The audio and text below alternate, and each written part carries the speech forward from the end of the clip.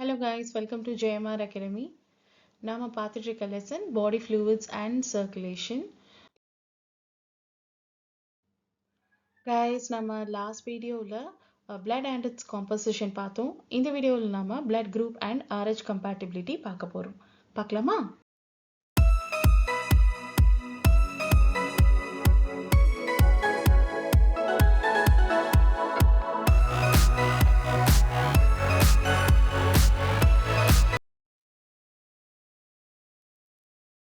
Guys, blood groupingல two types இருக்கு, ABO type and RH type.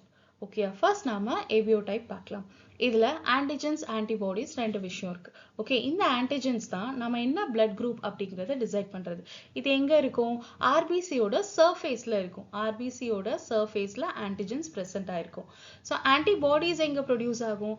பிளாஸ்மால, bloodல இருக்க பிளாஸ்மால antibodies produce ஆகும். ஓகேயா, கிளியரா?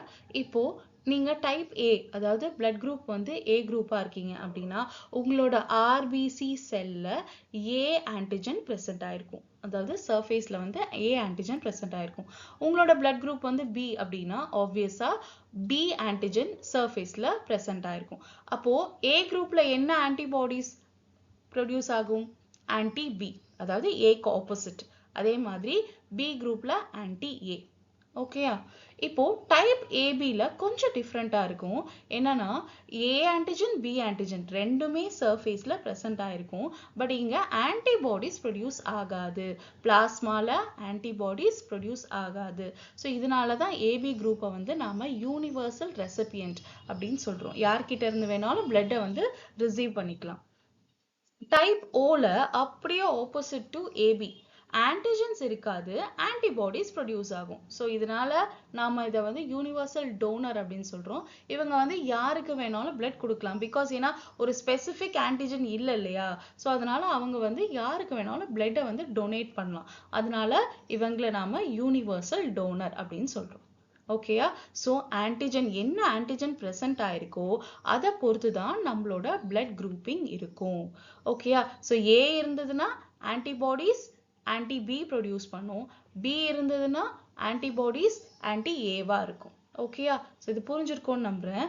இது ஏன் இம்பார்ட்டன்ட் அப்படின்னா, இந்த ஆன்டிபாடிஸ் இந்த ஆன்டிஜன்ஸ் ஏன் நம்ம பார்க்கணும் அப்படின்னா, பிளட் டிரான்ஸ்ஃபியூஷன் அப்போ நீங்க தவறுதலா ஒரு பிளட் குரூப் ஏ இருக்க பேஷண்ட்டுக்கு பிளட் பி கொடுத்துட்டீங்க அப்படின்னா என்ன ஆகும்னா, அந்த பேஷண்ட்டுக்கு ஆன்டிபாடிஸ் ஆன்டி பி ப்ரொடியூஸ் பண்ண ஆரம்பிச்சு அந்த செல்ஸ் எல்லாத்தையுமே வந்து டெஸ்ட்ராய் பண்ண ஆரம்பிச்சிரும். ஓகே, அதனால ஸோ ஏ டைப்பா இருக்காங்க அப்படின்னா ஏ பிளட் குரூப் தான் கொடுக்கணும், பி டைப்பா இருக்காங்கன்னா பி பிளட் குரூப் தான் கொடுக்கணும். ஓகேயா, ஸோ இதுல நம்ம மாத்தி கொடுத்துட்டோம் அப்படின்னா ஆன்டிபாடிஸ் ஃபார்ம் ஆகி செல்ஸை டெஸ்ட்ராய் பண்ண ஆரம்பிக்கும். செல்ஸை டெஸ்ட்ராய் பண்ணோம்னா அங்கங்க கிளம்ஸ் ஃபார்ம் ஆக ஆரம்பிக்கும். ஸோ ஓவராலா நம்ம பாடி ஃபுல்லாவே கிளம்ஸ் ஃபார்ம் ஆகி பிளட் சர்க்குலேஷன் ஸ்டாப் ஆகி அந்த பேஷண்ட் வந்து இறந்து போறதுக்கான வாய்ப்புகள் நிறையவே இருக்கு. இறந்து போயிடுவாங்க கடைசியில. ஸோ பேஷண்ட் ஏ குரூப்னா நம்ம ஏ குரூப் பிளட் குரூப்பிங் தான் நம்ம கொடுக்கணும். ஓகேயா, பட் இங்க டைப் ஏ அண்ட் பி இருக்கு இல்லையா? ஸோ அதுல மட்டும் கொஞ்சம் டிஃப்ரெண்டா என்னன்னா ஆன்டிபாடிஸ் இல்லாததுனால அவங்க வந்து யூனிவர்சல் ரெசிபியன்ட், யார்கிட்ட இருந்து வேணாலும் பிளட் வாங்கிக்கலாம். ஓகே, ஸோ இங்க சர்ஃபேஸ் ஆன்டிஜென்ஸ் அப்படின்னு நான் மென்ஷன் பண்ணியிருக்கேன் இல்லையா? ஏ பி ஏபி. ஸோ இது வந்து எங்க இருக்கும் அப்படின்னா ஆர்பிசியோட சர்ஃபேஸ்ல இருக்கும். அதனால தான் நாம சர்ஃபேஸ் ஆன்டிஜென்ஸ் அப்படின்னு மென்ஷன் பண்றோம். ஸோ ஆன்டிபாடிஸ் என்ன? ஆன்டிபாடிஸ் அப்படிங்கிறது ஒரு protein. proteins produced in plasma response to antigen. So உங்களுக்கு என்ன ஆன்டிஜன் இருக்கோ அதுக்கு ரெஸ்பான்ஸா தான் ஆன்டிபாடிஸ் ப்ரொடியூஸ் ஆகும். ஸோ பி ஆன்டிஜன் இருந்ததுன்னா ஆன்டி ஏ ப்ரொடியூஸ் ஆகும், ஏ ஆன்டிஜன் இருந்ததுன்னா ஆன்டி பி ப்ரொடியூஸ் ஆகும். ஓகேயா, ஸோ நெக்ஸ்ட் நம்ம பிளட் குரூப்பிங்ல வந்து ஏ குரூப் பி குரூப் அதை தாண்டி பாசிட்டிவா நெகட்டிவா அப்படிங்கிற விஷயமும் இருக்கு இல்லையா? நான் வந்து ஏ பாசிட்டிவ், நான் பி பாசிட்டிவ் இல்லை பி நெகட்டிவ் அப்படின்னு சொல்றோம். அதை எப்படி டிசைட் பண்றோம்? RH factor. இந்த RH ஃபேக்டர் அப்படிங்கிறது ஒரு புரோட்டீன். இந்த புரோட்டீன் எப்படி கண்டுபிடிச்சாங்க அப்படின்னா, மங்கி ரெசஸ் மங்கில இருக்கிற பிளட்ல இந்த RH ஃபேக்டரை கண்டுபிடிக்கிறாங்க. ஸோ அதனால இந்த புரோட்டீனோட பேரையே வந்து RH ஃபேக்டர் அப்படின்னு வச்சாச்சு. ஸோ உங்களோட ஆர்பிசி சர்ஃபேஸ்ல RH ஃபேக்டர் இருந்ததுன்னா நீங்க பாசிட்டிவ், RBC surfaceல RH factor இல்லனா நீங்க negative. Very simple. RH factor இருந்தா positive, surfaceல RH factor இல்லனா negative. So இது ரொம்ப important நம்ம அடுத்து பார்க்க போற கான்செப்ட்டுக்கு.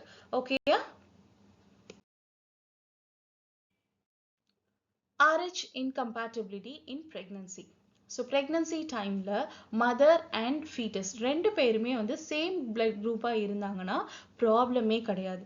ஆனா இங்க mother வந்து நெகட்டிவ் குரூப்ல இருக்காங்க, பேபி வந்து பாசிட்டிவ் குரூப்ல இருக்காங்க. நம்ம ஆல்ரெடி பார்த்தோம் பாசிட்டிவ் நெகட்டிவ் குரூப் ரெண்டுமே வந்து ஒண்ணா மிக்ஸ் ஆகக்கூடாது. அப்படி மிக்ஸ் ஆச்சுன்னா ஆன்டிபாடிஸ் ப்ரொடியூஸ் ஆகும்.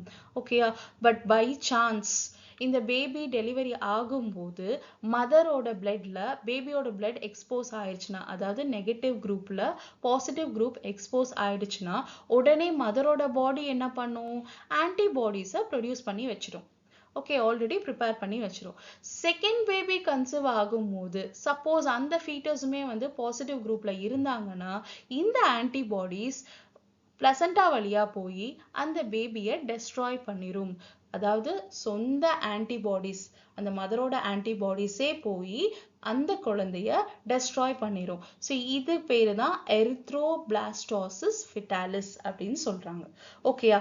இதை எப்படி ஸ்டாப் பண்றது அப்படின்னா, ஃபர்ஸ்ட் டெலிவரி அப்பவே ஒரு மதர் வந்து நெகட்டிவ் குரூப்ல இருக்காங்க அப்படின்னா கண்டிப்பா இந்த இன்ஜெக்ஷன் கொடுத்துருவாங்க. Okay, whether you are saying okay or not, அங்க questionே இல்ல. Anti-RH injection given to the mother after delivery. Immediate-ஆ இந்த இன்ஜெக்ஷன் கொடுக்கறதுனால ஆன்டிபாடிஸ் சப்போஸ் கிரியேட் ஆகி இருந்தாலுமே அது வந்து நியூட்ரலைஸ் ஆயிரும். ஆன்டிபாடிஸ் ப்ரொடியூஸ் ஆகி இருந்தாலுமே அது வந்து நியூட்ரலைஸ் ஆயிரும். ஸோ செகண்ட் பேபி பாசிட்டிவா இருந்தாலும் சரி, செகண்ட் நெகட்டிவா இருந்தாலும் சரி, இட் வில் பி ஹெல்தி. ஓகேயா? ஸோ ஃபர்ஸ்ட் மதர் வந்து நெகட்டிவ் குரூப்ல இருக்காங்க, அவங்களோட குழந்தை பாசிட்டிவ் குரூப்ல இருக்கு. சப்போஸ் டெலிவரி டைம்ல குழந்தையோட பிளட் வந்து மதரோட பிளட்ல மிக்ஸ் ஆச்சுன்னா கண்டிப்பா மதரோட பிளட் ஆன்டிபாடிஸை கிரியேட் பண்ணி வச்சிடும். ஸோ செகண்ட் பேபி கன்சீவ் ஆகும்போது இந்த ஆன்டிபாடிஸே போய் அந்த செகண்ட் பேபியை டெஸ்ட்ராய் பண்ணிடும். இதை ஸ்டாப் பண்றதுக்கு ஆன்டி-RH ஆன்டிபாடி இன்ஜெக்ஷன் கொடுப்பாங்க after delivery of first baby. So that second time அவங்க கன்சீவ் ஆனாலும் அந்த ஃபீட்டஸ் பாசிட்டிவ் பிளட் குரூப்ல இருந்தாலும் ஹெல்தியா க்ரோ ஆகும். தேங்க்யூ.